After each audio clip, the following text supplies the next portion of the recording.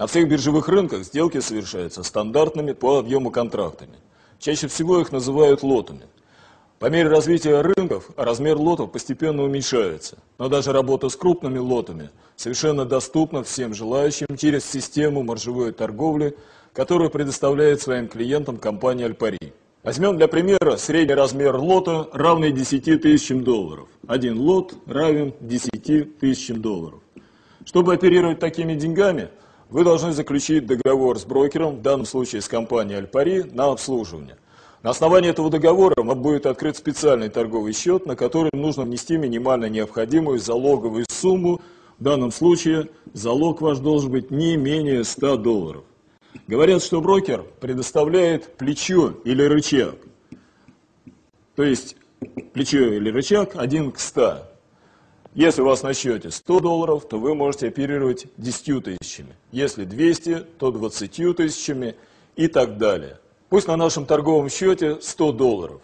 То есть мы можем оперировать объемом денег, равным 10 тысячам.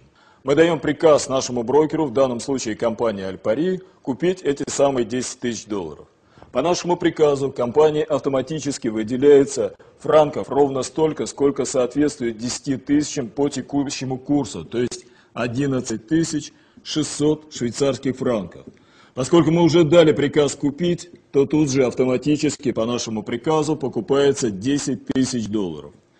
Вот на этом участке котировки франка растут, то есть растет доллар. Поэтому, когда мы вот в этот момент времени дадим приказ продать, то обратно мы получим уже не 11 600, а 11 700 швейцарских франков.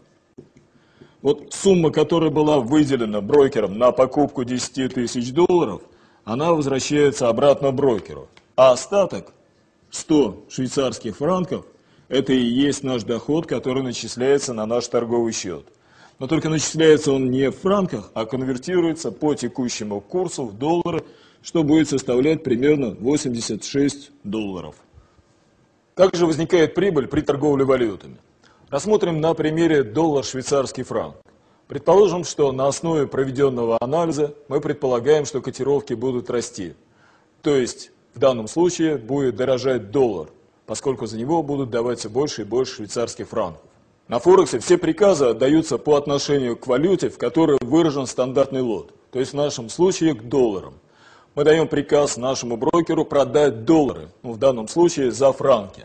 Брокер выделяет, опять же автоматически, выделяет нам 10 тысяч долларов и по нашему приказу продает их за франки.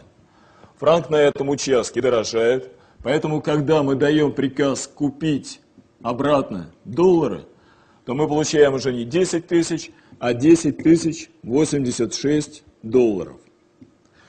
10 тысяч долларов брокер забирает, опять же, себе, а вот эти 86, которые остаются, они начисляются на наш залоговый счет, то есть добавляется к тем самым 100 долларам, которые были изначально, и это становится итоговой суммой счета. Таким образом, трейдеры на Форексе могут без ограничений торговать на любом движении валюты, на росте котировок и на падении котировок.